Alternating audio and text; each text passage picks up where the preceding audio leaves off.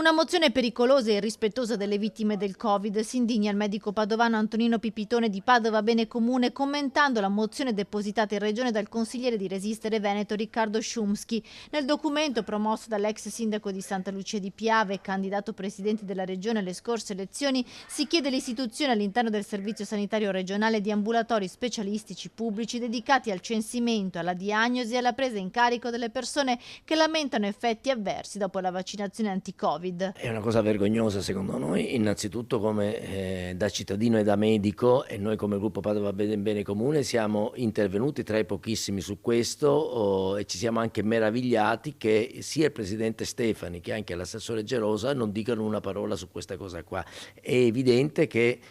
in questa regione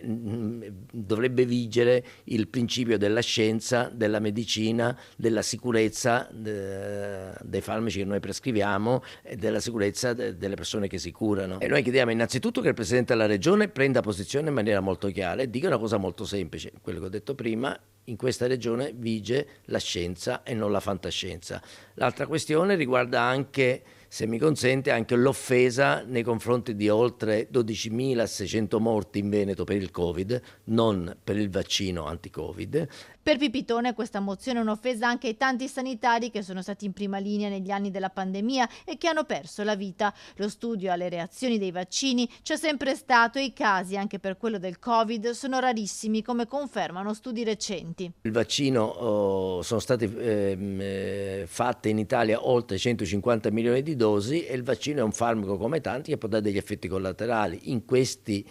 dal 2021 sono state fatte oltre 100.000 segnalazioni alla farmacovigilanza al sito nazionale AIFA. Di queste segnalazioni la stragrandissima maggioranza erano tutti effetti molto lievi,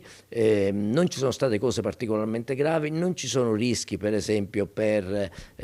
malattie del cuore come era stato detto, anzi si è visto, gli ultimi studi hanno dimostrato su milioni di persone che hanno fatto in Inghilterra, in America ma anche in Italia, è stato visto che c'è anche addirittura una prevenzione per quanto riguarda le malattie cardiache e l'ictus.